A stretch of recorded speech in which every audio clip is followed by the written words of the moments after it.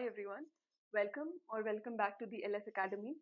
My name is Kanak and today I'll be discussing the topic islands induction. So topic start करने से पहले I would like to discuss a few important concepts जिसमें से सबसे पहला है induction. Now as we can see here कि यहाँ पर दो cells हैं, दोनों cells they are in close proximity but दोनों cells different है. इन दोनों में से कोई भी एक cell, for example in this case हम लोग इस वाले सेल की बात करते हैं, ये सेल जो है कुछ ऐसे सिग्नल्स को प्रोड्यूस करेगा जिसकी वजह से जो इसका नेबरिंग सेल है वो अकॉर्डिंगली फंक्शन परफॉर्म करेगा. सो ये जो सिग्नल्स हैं इनको हम लोग पैराक्राइन फैक्टर्स कहेंगे, ठीक है. And this process is called as induction. Now जो सेल इंड्यूस कर रहा है उसे हम कहेंगे इंड्यूसर सेल, एंड जो इंड्यूस हो रहा है उसे हम कहेंगे रिस्पॉन्डर सेल और कॉम्पिटेंट सेल. अब जो रिस्पॉन्डर सेल है उसके पास इंड्यूस होने के लिए दो इंपॉर्टेंट फैक्टर्स होने चाहिए.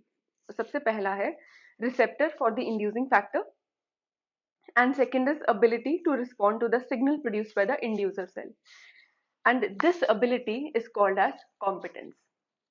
Now the third thing is reciprocal induction. Reciprocal induction में क्या होता है, अगर जो हमने अभी सिनेरियो डिस्कस किया अगर वो सिनेरियो उल्टा कर दें, that means the responder cell now act as an inducer cell and inducer cell act as a responder cell, in that case हम लोग उस प्रोसेस को रेसिप्रोकल इंडक्शन कहेंगे. नाउ मूविंग फॉरवर्ड हम लोग पहले देखेंगे कि आई फील्ड का फॉर्मेशन कैसे होता है.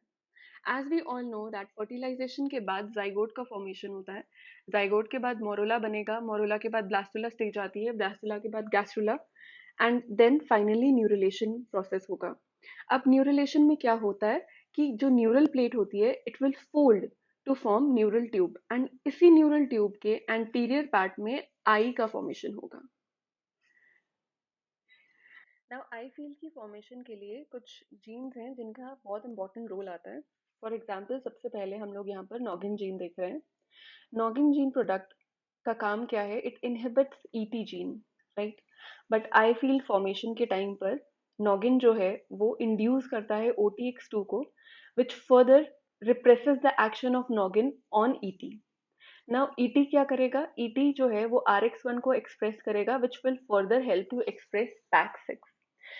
RX1 एंड PAX6 बहुत इंपॉर्टेंट जीन है क्योंकि RX1 का जो प्रोडक्ट है it helps to specify retina, whereas PAX6 का जो जीन प्रोडक्ट है it is important for specifying lens and retina of the eye. Now PAX6 जो है it initiates cascade of transcription factors जैसे कि 6-3, T2, LHX2, OP2X as well. ये सब क्या करेंगे, ये सब म्यूचुअली एक दूसरे को एक्टिवेट करेंगे and they will generate a single eye forming field in the centre of the forebrain. But अब हमने देखा है कि ये सब जीन्स की वजह से एक सिंगल आई फॉर्मिंग फील्ड बनेगा, but we all have two eyes and that is because of a heroic gene which is called as sonic hedgehog gene, right. Sonic hedgehog gene क्या करेगा, it suppresses the PAX6 action in the center of the neural tube, जिसकी वजह से जो single centre पे आई field बन रही थी it will now be divided into 2.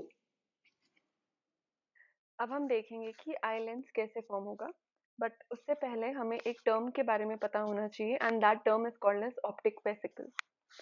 Vertebrate forebrain का इवेजिनेशन होता है during embryonic stage from which nervous structure of the eye develops. Now that part is called as optic vesicle. Optic vesicle जो है ये induce करेगा surface ectoderm को by producing paracrine factors. And surface ectoderm जो है वो further lens को form करेगा. This process is called as induction, as we have already discussed. Now only head ectoderm is competent to respond to the signals that are produced by the optic vesicle. अब जो prospective lens cells होते हैं in the surface ectoderm, they induce optic vesicle to form retina, right. They will induce optic vesicle to form retina and this we can say is an example of reciprocal induction. Now, the paracrine factors that are produced by optic vesicles, they are called as BMP4 and FGF8. जो BMP4 है वो surface ectoderm में produce करवाएगा socks transcription factors को, whereas FGF8 जो है वो produce करवाता है LMAF ट्रांसक्रिप्शन फैक्टर को।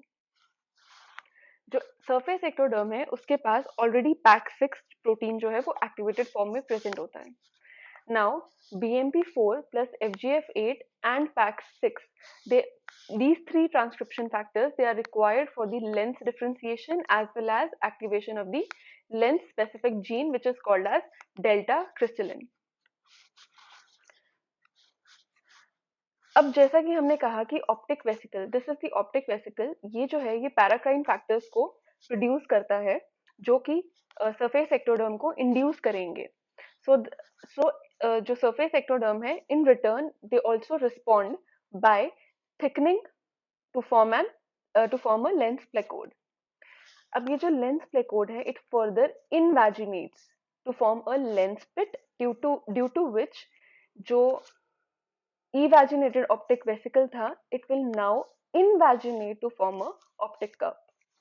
Further ये जो lens pit है ये pinch off हो जाएगा surface ectoderm से and it will form lens vesicle. And ये जो lens vesicle बना है further ये lens की formation करेगा। अब जो ये ऑप्टिक कप हमने बोला कि ये ऑप्टिक कप का जो फॉर्मेशन होता है बिकॉज ऑफ इनवैजिनेशन, ये क्या करेगा, ये एक बाई लेयर स्ट्रक्चर बना देगा एंड जो इनर लेयर होगा वो रेटिना फॉर्म करेगा एंड जो आउटर लेयर स्ट्रक्चर होगा that will form the optic nerve. Now we will move forward to the mutation cases. ये बहुत इंपॉर्टेंट टॉपिक है क्योंकि इसमें से बहुत सारे क्वेश्चंस आते हैं। हम पहले डिस्कस करेंगे टाइप्स ऑफ म्यूटेशन और उसके साथ उसका रिजल्ट। अगर पैक6 जीन में हेटेरोजाइगस टाइप ऑफ म्यूटेशन हो जाएगी तो we will see the formation of small eyes, whereas अगर कुछ होमोजाइगस म्यूटेशन होता है पैक6 में तो आईज, नोज या लेंस इनमें से कुछ भी फॉर्म नहीं होगा। थर्ड इज अगर सोनिक हेजहॉग जीन में होमोजाइगस सॉर्ट ऑफ म्यूटेशन हो जाती है तो वहां पर हम लोग देख सकते हैं कि सिर्फ एक single I will be formed in the centre.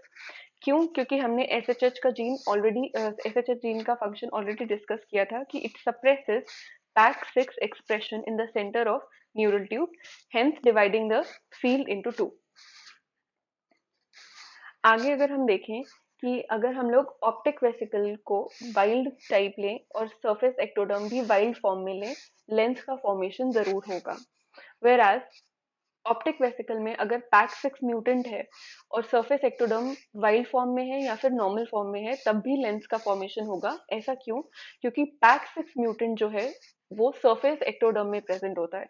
अगर हम लोग ऑप्टिक वेसिकल में म्यूटेंट पैक6 इंट्रोड्यूस भी करवा देते हैं तब भी उस वहां पर कोई असर नहीं होगा और लेंस का फॉर्मेशन नॉर्मली होगा।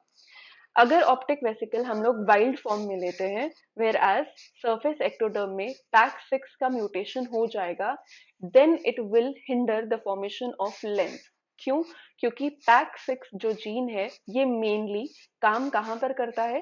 सरफेस एक्टोडर्म में।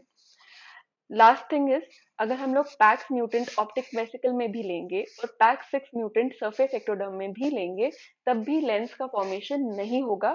क्यों? क्योंकि पैक6 म्यूटेंट का असर ऑप्टिक वेसिकल में तो कुछ नहीं होगा, बट सरफेस एक्टोडर्म जो है जहां पर पैक6 काम करेगा वहां पर भी अगर उसका म्यूटेशन होगा तो लेंस का फॉर्मेशन पॉसिबल नहीं होगा।